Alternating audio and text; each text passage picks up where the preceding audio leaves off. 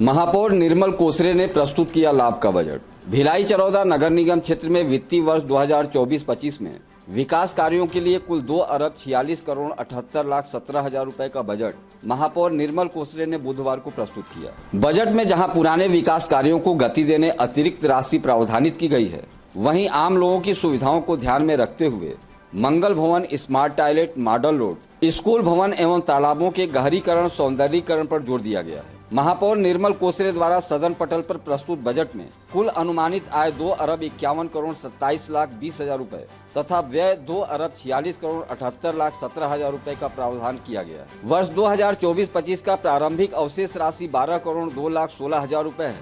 इसे मिलाकर कुल आय 2,52,49,37,000 रुपए होता है। इस प्रकार 5,71,20,000 रुपए लाभ का बजट महापौर ने प्रस्तुत किया।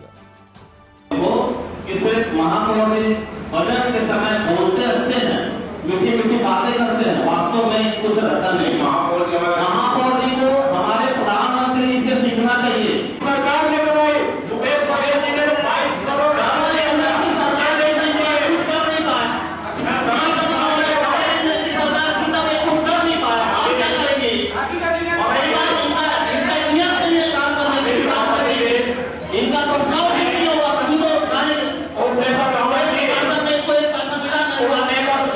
देखिए 252 करोड़ रुपए की राशि का हम लोगों ने यहाँ पर बजट प्रस्तुत किया है। 122 लाख रुपए लाभ का बजट हम लोगों ने प्रस्तुत किया है। पिछले वर्ष हम लोगों ने 280 करोड़ रुपए राशि का प्रावधान हम लोगों ने बजट में रखा था। उसके विरुद्ध हमको 50% से ज़्यादा राशि हम लोग को मिला था, इसलिए हम लोगों ने 10% कम रखते हुए 252 करोड़ रुपए राशि का प्रावधान इस बार हम लोगों ने किया है। क्या प्रमुख चीज़ें इस बजट में शामिल किए गए? स्वास्थ्य के क्षेत्र में लगातार हम लोग बढ़ोतरी हो, इसके लिए भी हम लोगों ने बजट में राशि का प्रावधान किया है। इनके अलावा जो जितने भी मुक्ति धाम है वो 2000 में पहले कार्यकाल में बना था, तो जहाँ जहाँ जर्जर हो चुके मुक्ति धाम है उनका रेनोवेट किया जाएगा। साथ ही साथ हमारे भिलाई 3 में पत्रकार साथियों के बृहद मांग रही कि हम लोग के एक बैठने का जगह मिले, इसके लिए हम लोगों ने भी जगह दे दिया। थोड़ी सी सुविधाएं वहाँ बची है, उनको भी हम लोग दे देंगे। साथ ही साथ तालाबों के सौंदर्यीकरण के लिए सरोवर धरोहर के तहत बजट में हम लोगों ने राशि का प्रावधान रखा है। इनके अलावा जो खेल के क्षेत्र है उनको भी बढ़ावा देने के लिए हम लोगों ने उनमें प्रावधान रखा है। स्वास्थ्य, शिक्षा और ज़्यादा से ज़्यादा महिला स्व सहायता समूह को हम लोग काम दे सकें, इसके लिए भी यूपा के तहत हम लोगों ने प्रावधान रखा है। भारतीय जनता पार्टी की मानसिकता जो है, उल्टे चश्मा लगाकर यदि देखेंगे तो उनको कुछ नहीं दिखाई देगा। भूपेश बघेल जी की सरकार में और शहर सरकार के कार्यकाल में 2 स्वामी आत्मानंद स्कूल बने, तो हमारी सरकार लगातार शिक्षा के क्षेत्र में पहले हमारे यहाँ प्राथमिक स्वास्थ्य केंद्र भिलाई 3 और सामुदायिक स्वास्थ्य केंद्र चरौदा 2 स्वास्थ्य केंद्र था, लेकिन हमारी सरकार ने और हमारी शहर सरकार ने प्रयास करके 7 हमर क्लिनिक की नई शुरुआत हम लोगों ने कर दी है। इनके अलावा हमारी जब सरकार थी तो बेरोजगारी भत्ता मिलता था, लेकिन आज युवाओं को बेरोजगारी भत्ता मिलना बंद हो गया।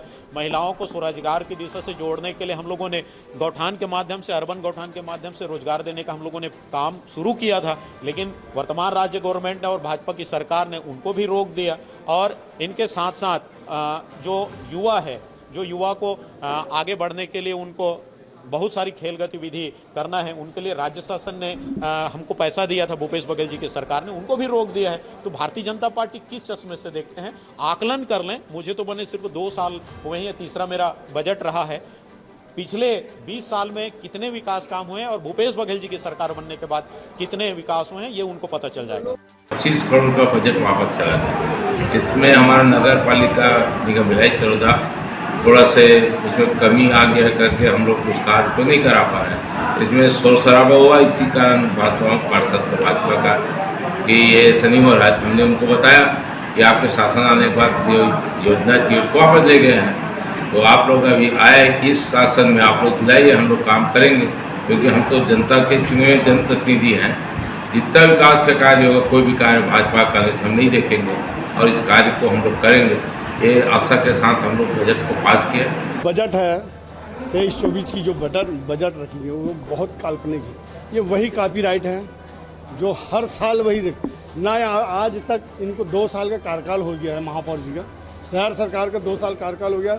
खेल मैदान अभी तक नहीं हुआ। यहाँ का खेल मैदान, पानी की किल्लत वो कागजों में है इनके जो है जो भी बजट पेश किए हैं वो कागजों में है। मैं इस बजट की घोर निंदा करता हूँ। हम राज्य शासन से और हमारे मुख्यमंत्री जी से सहयोग मांगेंगे इस नगरीय निकाय को, और नगरीय निकाय मंत्री जी से हमने आश्वासन लेंगे और यहाँ कर जा कर के प्रस्ताव बनाएंगे कि हमारी नगर निगम भिलाई चरोदा में बहुत चौमुखी विकास हो और कम से कम ज़्यादा से ज़्यादा यहाँ राशि उपलब्ध कराए।